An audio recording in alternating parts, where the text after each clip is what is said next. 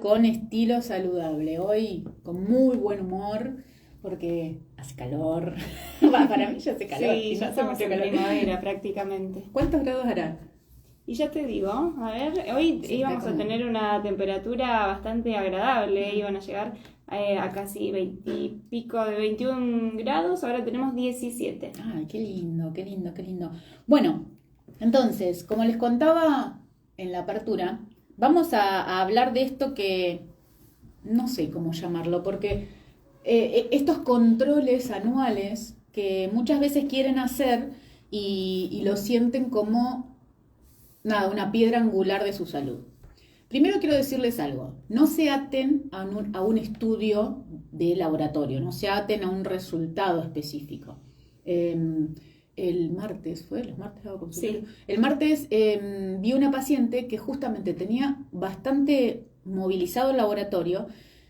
Ahora voy a empezar a detallar algunas cuestiones que tienen que tener en cuenta. Pero, por ejemplo, ella se hacía ciertos suplementos que no los necesitaba porque en realidad el problema iba por otro lado. ¿Y qué quiero decir con esto? Que nos tenemos que tomar como justamente un ser integral. ¿Qué quiere decir? Que no siempre que nos dé un resultado que está por fuera de los rangos que dice el laboratorio, voy a estar mal o voy a estar bien, ni tampoco quiere decir que si el resultado está dentro de los rangos que dice el laboratorio, necesariamente yo esté bien. ¿Mm? Ujú. Entonces, no vayan a sacarse sangre porque tienen que hacerse un control. Intenten, si va, la persona que vea esos resultados, si la pueden pedir a cualquier médico que se los haga, ¿no? La orden para que se los acepte su obra social, pueden pedírsela a cualquier profesional. Pero cuando tengan que contrastar estos resultados, intenten hacerlo con algún profesional que esté un poco más en el tema de lo que nosotros hablamos el miércoles al término de la noche del 9 el noticiero, de estos micronutrientes. Hay cuestiones que nosotros tenemos en la dieta, acá siempre hablamos de cómo sería una dieta saludable.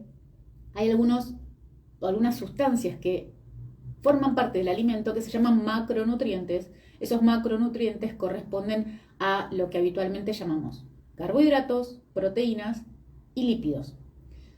Después encontramos otras sustancias que las necesitamos para que se generen funciones vitales en el cuerpo, para que no sucedan ciertos síntomas que pueden estar solapando una enfermedad que después se desarrolle a través del tiempo si este síntoma no le encuentro la causa y no la soluciono.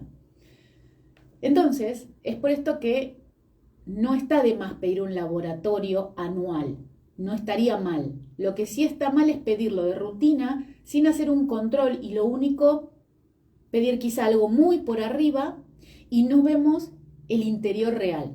Ujú. O sea, vemos lo grave, lo que podría determinar una patología grave y no aquellas cosas pequeñas que pueden darnos data de que algo adentro está sucediendo fuera de equilibrio. Entonces necesitamos volver a ese equilibrio, pero no necesariamente tenemos una patología. No sé si quedó claro, Martí, Sí. con tu cara no sé No, si, no, si no, está sí, te claro. estoy siguiendo. Sí, la verdad que me llevas tranquilidad, porque uno cree que si no se hace un laboratorio puede llegar, a ver, hay que hacérselo, obviamente, para si alguno tiene algún síntoma o lo que sea, me parece perfecto. Pero esto a veces tenemos en la cabeza de que si no nos hacemos un laboratorio estamos haciendo algo mal. No, y también a veces me hago un laboratorio y porque pido una rutina general que pide un clínico para descartar una patología aguda, creo que estoy bien. Y en realidad no es así. A veces tengo algún síntoma de algo, me hago un laboratorio, no, pero el laboratorio lo tengo bien, no sé dónde está el problema. Entonces vamos a hablar un poquito de esto. Generalmente en los pedidos de laboratorio de rutina empezamos pidiendo todos los médicos, todas las especialidades, lo que llamamos hemograma. Ujú. ¿Qué significa el hemograma? Eh, Toma en cuenta la cantidad y la calidad de las células que conforman la sangre, que son los glóbulos blancos y los glóbulos rojos. Los glóbulos rojos son los que nos dan el color de la sangre roja, justamente, que tienen oxígeno y que tienen hierro. Entonces, ahí está la hemoglobina, el hematocrito, estos nombres que quizás si vos tenés en tu casa y estás escuchando un laboratorio, podés ver que generalmente en todos los laboratorios de control esto te lo van a pedir. Esto que puede determinar si yo estoy, anémico o no, sin tener un diagnóstico de anemia, porque la anemia tiene que ver con la cantidad de hierro que yo tengo en la sangre y no necesariamente dosando la hemoglobina y el hematocrito voy a saber qué cantidad de hierro hay en la sangre pese a que está dentro de este glóbulo rojo, o se pegotea alrededor de él. Entonces, si bien esto me puede mostrar cuando yo pierdo energía, que no tengo tanta energía, entonces puedo sentir que este hematocrito y hemoglobina están bajas. La hemoglobina piensen que es la que transporta el oxígeno y el oxígeno es finalmente lo que me da energía en el cuerpo.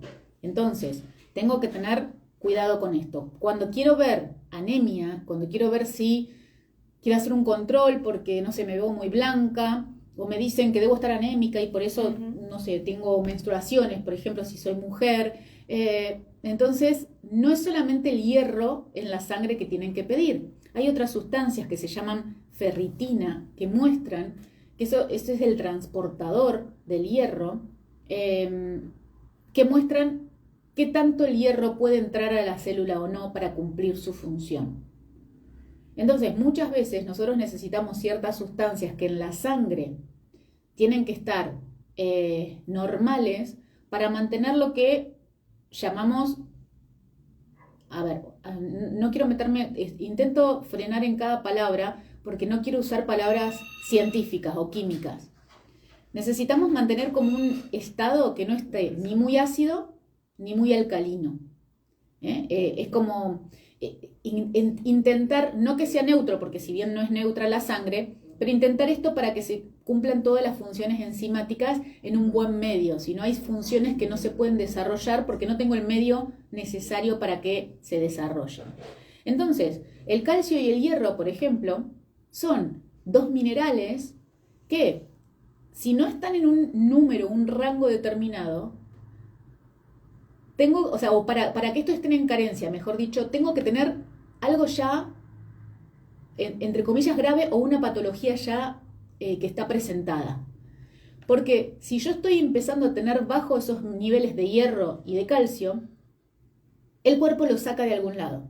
Por ejemplo, el nivel de calcio, si yo lo tengo bajo, por bajo consumo o por hiperconsumo, porque cuando estoy muy estresado consumo muchas cosas, el cuerpo lo que hace es erosiona el hueso y pone calcio en la sangre, porque actúa como lo que se llama buffer, para como equilibrar ese ácido y esa alcalinidad de la sangre. Cuando yo tengo una infección, cuando yo tengo una inflamación, las infecciones generalmente son agudas, las inflamaciones pueden ser agudas o crónicas, estoy en un estado bastante ácido y entonces lo más habitual o lo más frecuente es que el calcio quiera tender a bajar para cumplir ciertas funciones celulares y el cuerpo lo que hace es va y rompe el hueso para que el calcio quede en la sangre, para que justamente el sistema inmunológico funcione adecuadamente.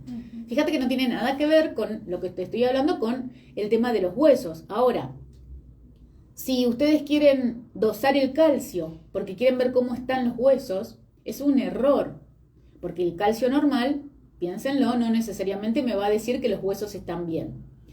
Cuando yo necesito saber si el hueso está bien, hay otro estudio que se pide que se llama densitometría ósea.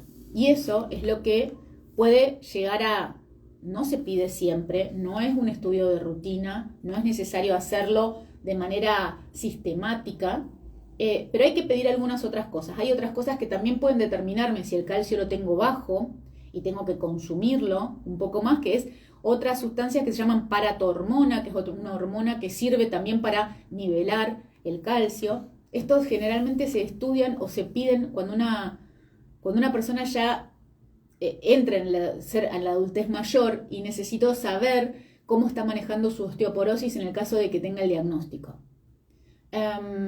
Entonces, esto es un pedido de laboratorio también de rutina en el caso de que tenga que controlarlo. No va a ser de rutina en una persona joven quizás. Ahora, la vitamina D y el magnesio, que también se controlan, por ejemplo, la osteoporosis, hay que pedirlo en todos los pacientes como una rutina normal.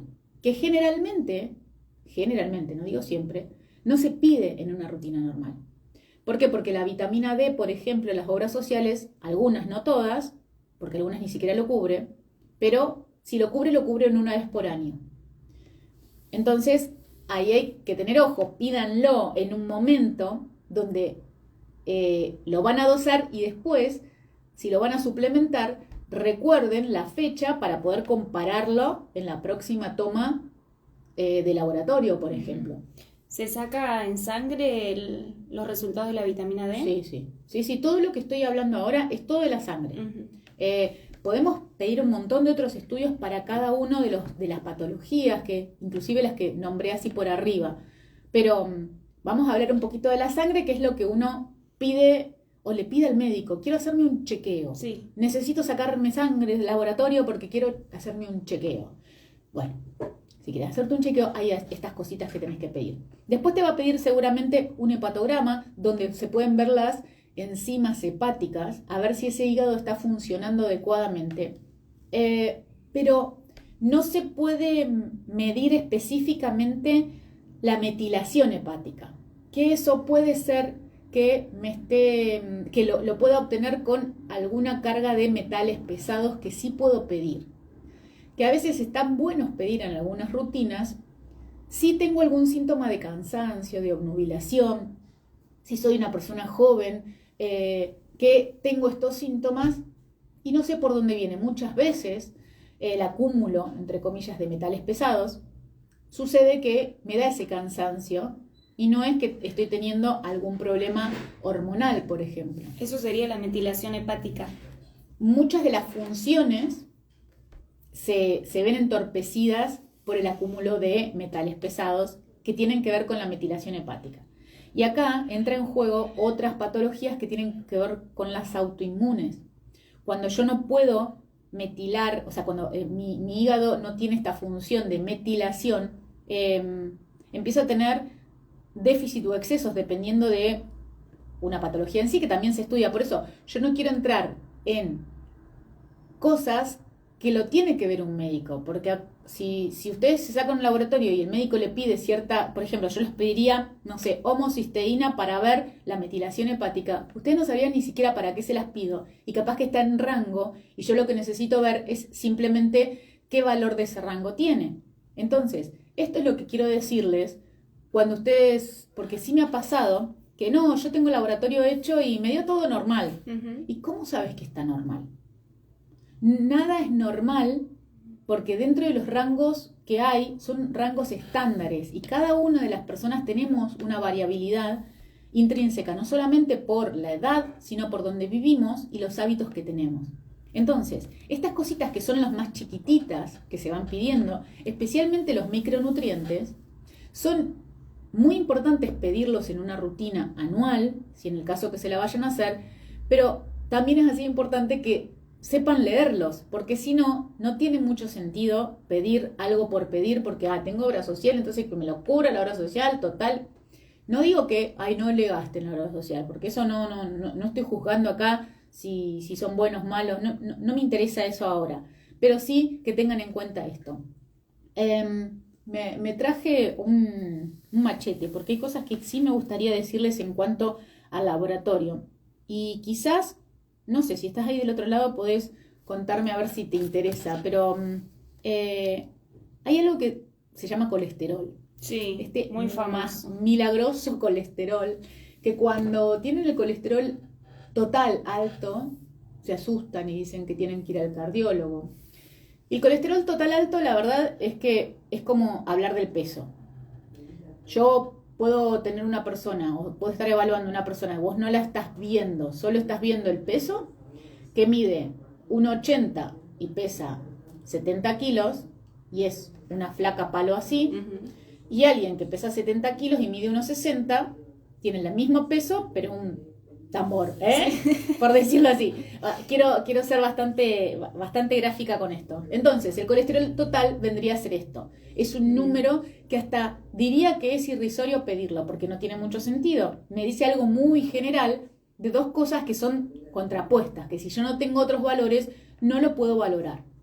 Hay otras sustancias que se piden que tienen que ver con el colesterol, que son las proteínas que están unidas al colesterol, que se llaman HDL y LDL. Esto es, las que son H son las buenas, HDL, y las que son L son las malas, LDL. Pero también, esto es como regla general, las HDL tienen que estar siempre elevadas, tienen que estar por arriba de 70 siempre. En cualquier laboratorio, cualquier rango de laboratorio, necesitamos que estén por arriba de 70. ¿Cómo las tengo por arriba de 70? Con ácidos grasos saludables, el omega 3, lo encontramos en la palta, en el pescado, en el aceite de oliva. Lo hemos hablado muchas veces. A veces hay que suplementarlo porque estoy en carencia, porque quizá no sea cocinar adecuadamente, entonces creo que estoy comiendo grasas saludables y no lo estoy haciendo, o estoy consumiendo demasiados aceites industriales. Y esto sucede que aumenta estas LDL. Lo que sucede acá no es que aumenta el colesterol. El colesterol en sí no es malo. Lo que es malo es la oxidación que sucede en las proteínas que se unen al colesterol, que en este caso se llaman LDL. Y para ser un poco más específicos en esto, generalmente los médicos pedimos apolipoproteína A y apolipoproteína A1 y apolipoproteína B. Por ejemplo, la pueden encontrar, si algún médico se las pidió, es ApoA, ApoB. Esto sí nos determina si ese colesterol malo está oxidado o no. Y si se va a pegarle a las arterias o no. Que en realidad lo que va a estar haciendo es o más fluida la sangre o más densa. Entonces, cuando a algo le cuesta correr, es más pesado y es más lento cualquier funcionamiento. Por lo tanto, va a estar en déficit en algo. No necesariamente de energía, pero sí de funciones. Por eso cuando tenés el colesterol alto te mandan a caminar. Te mandan a caminar, exacto. Pero lo que buscan con caminar es quemar calorías. También puede funcionar para presionar las válvulas de las venas de los pies para que vuelva la sangre y vuelva el retorno venoso y se mueva un poco más la sangre. Circule más rápido. Exacto, digamos. pero lo que necesito es más fluidez. Eso es lo que sucede cuando esas proteínas se oxidan. Y la oxidación, nosotros hablamos un montón de esto cuando hablamos de longevidad. La oxidación tiene que ver con eso, con la falta de juventud de las células. Entonces, cualquier cosa, cualquier situación que nosotros hemos hablado para buscar longevidad va a bajar ese colesterol malo, que no es colesterol, sino es oxidación de proteínas que están transportando el colesterol. Entonces, ¿tengo que restringir colesterol? ¿Tengo que restringir grasas? No, de ninguna manera. Bajo ningún concepto tengo que restringir esto. Tengo que restringir todas las sustancias que me inflaman. Y toda la sustancia inflamatoria es cualquier paquete que tenga más de 5 ingredientes en su composición. Y se me viene a la mente también lo que sea embutidos, ¿no? Que es muy malo en este momento que estamos hablando del colesterol, todo lo ultraprocesado, lo embutido. Sí. Por lo menos es lo primero que te sacan siempre los médicos. Todo lo que sea procesado, todo lo que sea paquete. La comida de antes, la comida... El sanguichito. No, el sanguchito no, justamente. La comida de la abuela, ponele por decir, o más atrás de la abuela, es la que no te causa enfermedades modernas. Las comidas antiguas son las que no causan enfermedades modernas. Entonces, todo lo que piense que viene de la naturaleza, que está menos procesado, justamente por la era de industrialización que hay y que hay mucho paquete y mucha cosa rápida, te va a generar una inflamación de bajo grado, sumado a un montón de otras cosas que nosotros acá hemos hablado. Pero no quiero centrarme solo en inflamación de bajo grado. Sí que pienses que el colesterol no es malo. Es malo los hábitos que tengas. Y sí, no quiero tener es triglicéridos altos. Y esto no tiene que ver con el consumo de grasa, tiene que ver con el consumo alto de alcohol, de fructosa, o sea, de demasiadas frutas y falta de manejo de la glucemia, por falta de control de la insulina, y por supuesto hidratos de carbono simples, que es el azúcar. ¿Por qué? No desgasto esta energía, este azúcar que estoy consumiendo, y lo voy a depositar como grasa. Esa grasa de depósito no es colesterol. Esa grasa de depósito son hidratos de carbono que no pude procesar. Y es lo que me inflama y después me va a poder llevar a una oxidación de proteínas y a aumentar el colesterol. Pero es otro mecanismo. Los triglicéridos no tienen que ver con el colesterol, tienen que ver con el acúmulo de grasas por la falta de metabolización. Y esto se va entrelazado con la resistencia a la insulina que muchos tienen o tenemos por un aumento del consumo de hidratos de carbono, del consumo de productos procesados, del consumo elevado de este azúcar en la sangre.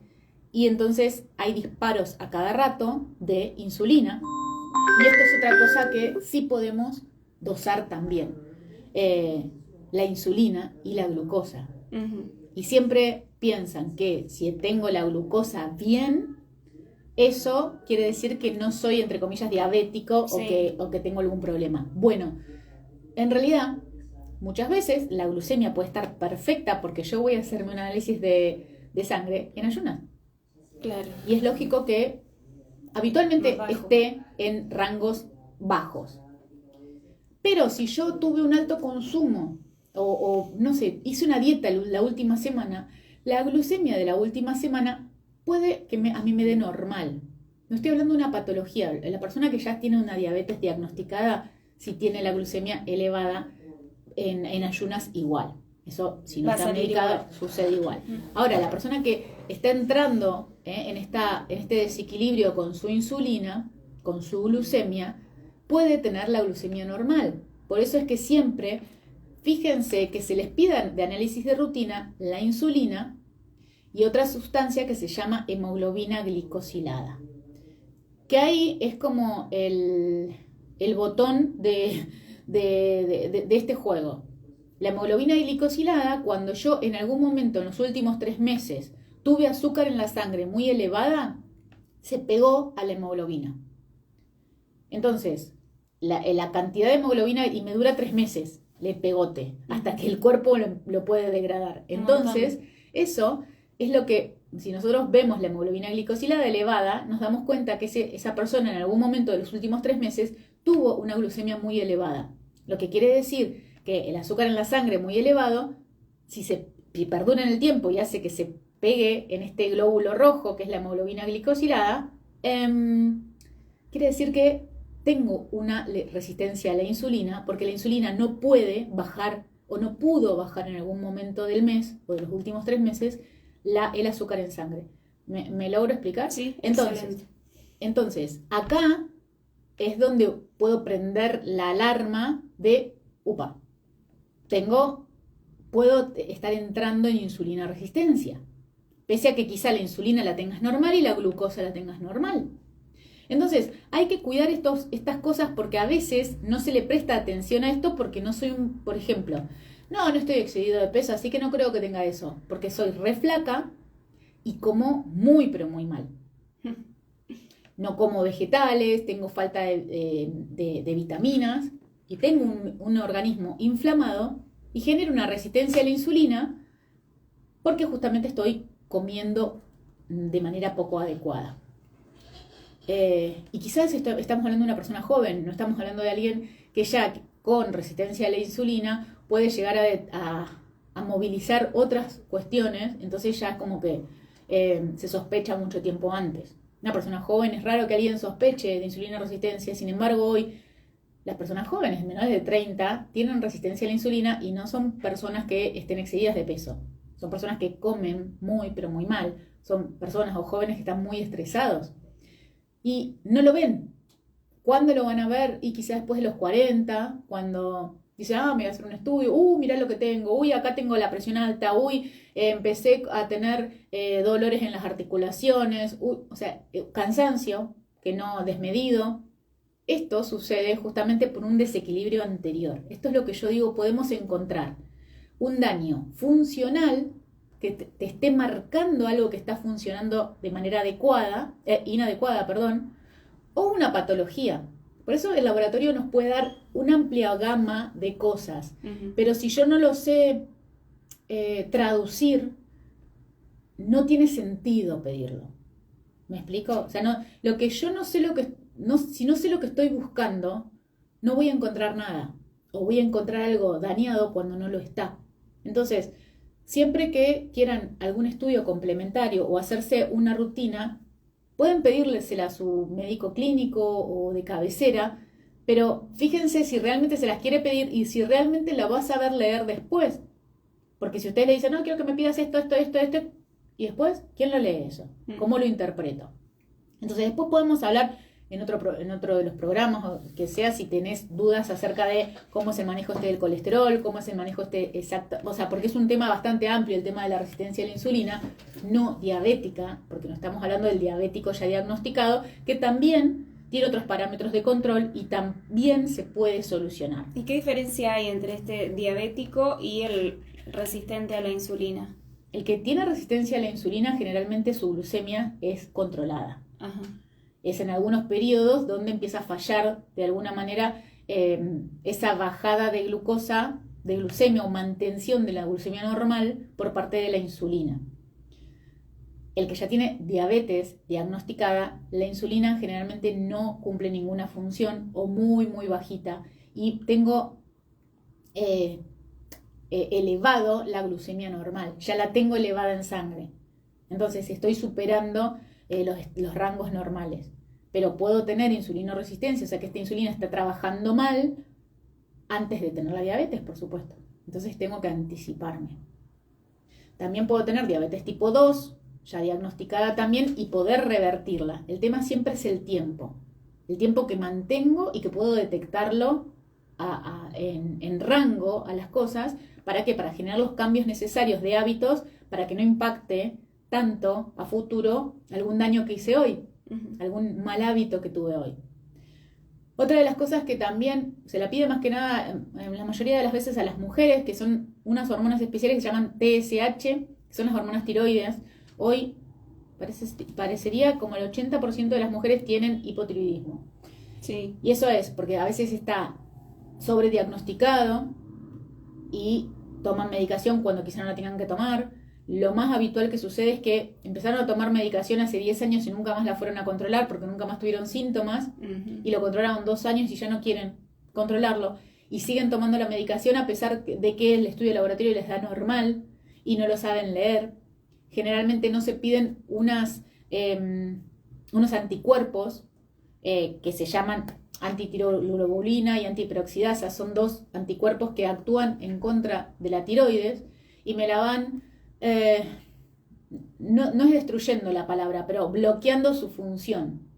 Hasta que llega un momento que la bloquean, y yo le doy pastillas para que libere, que es la típica de levotiroxina, la T4, para que esté normal en el cuerpo, y yo sigo teniendo esos anticuerpos elevados y siguen destruyendo a la tiroides hasta que llega un momento que esos anticuerpos bajan y mi hipotiroidismo ya es un hipotiroidismo diagnóstico real y no es el clásico tiroiditis de Hashimoto, que es la que se da en etapas tempranas generalmente, que se dan a veces después del embarazo. Las gestantes y que después se van, ¿puede ser? Eso sí, ese hipotiroidismo se da por un desarrollo hormonal dentro de lo que es el embarazo y que sí, habitualmente es funcional y termina yéndose. Pero muchas quedan medicadas luego que nace el bebé y su hijo ya tiene 10 años y siguen tomando medicación. Entonces, hay muchas cosas también. De la tiroides hemos hablado, pero yo ya creo que hace más de un año. Pero es un tema muy interesante porque tiene que ver con patologías autoinmunes. Por supuesto, quiero decir acá, las patologías diagnosticadas se tienen que tratar por un especialista.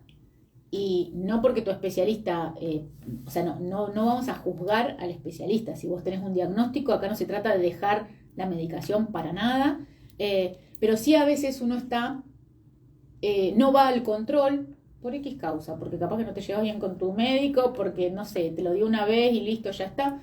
Pero hay que controlarse y ver que las medicaciones no somos un ser estándar que hace 10 años estábamos de una manera y hoy vamos a seguir igual. Entonces, si tomás una medicación hace mucho tiempo, eso hay que controlarlo porque quizás esa misma medicación también generó otro desorden en otra parte del cuerpo. Entonces, No voy a juzgar si te dieron mal o bien la medicación en un momento, sí te voy a decir que sí está mal que vos no lo controles. ¿Qué cosas más te puedo decir antes de irme al último corte? Magnesio, zinc, selenio, todos los minerales hay que pedirlos. Por supuesto que algunos se pueden hacer más hincapié que otros, depende de la edad. Vitaminas, las más importantes que vas a pedir son la vitamina D y la vitamina B12, que generalmente las dos, la mayoría de la población la tenemos en carencia. La vitamina B12 se ve mucho más en carencia ahora porque hay como una especie de tendencia a evitar las carnes, que son, nos guste a los veganos o no, el elemento que tiene más aminoácidos esenciales, es más rica en proteínas. Entonces a veces el que no sabe, entre comillas, comer adecuadamente, restringe las carnes de origen animal, ¿no? Las proteínas de origen animal, y ahí tiene carencias generalmente de B12. Esto sí genera mucha neblina mental, esto genera todas las patologías de depresión, y uno empieza a tomar, no sé, fluoxetina o alguna medicación como antidepresivo, y en realidad lo que tiene es carencia de ciertas vitaminas. Así que ojo con esto también. Y no mucho más en cuanto a lo que tiene que ver con la rutina. Hay algunas otras cosas que hay que pedirlas en tanto y en cuanto tenga algunos síntomas, que no voy a especificar acá porque podríamos estar hablando 3 horas de un montón de síntomas que pueden surgir funcionales, no de patología. La patología es la medicina alopática, que va a tratar una patología en sí. Pero hay, no sé, de 100 personas que tienen un síntoma, el 20% de esas personas necesitan una medicina alopática que les trate una patología en sí, y el 80% restante necesita un arreglo funcional, viendo cuál es la causa de ese desorden y se puede solucionar. Entonces, hay que ver estas dos ramas de poder combinarlo. Lo ideal es actuar de manera complementaria, no separar y decir, no quiero nada de medicación, quiero todo natural y cambio de hábito. No, o sea, se necesita hacer un mix y ser un poco más flexible en esto. Bueno, no mucho más para decir. Quisiera que, si vos estás del otro lado, nos escribas en el caso de que tengas alguna duda. Si no, sabés que podés escribirme siempre al Instagram de @doctora.gisela_rodríguez, sugiriéndome qué temas querés que tratemos o qué temas te están pasando ahora y te gustaría que te demos alguna sugerencia. Marti, ¿querés dar las vías de comunicación? Sí, claro. Vamos a dar nuestro WhatsApp. Nos quedan 10 minutos de consulta. Si querés, contanos tu experiencia, si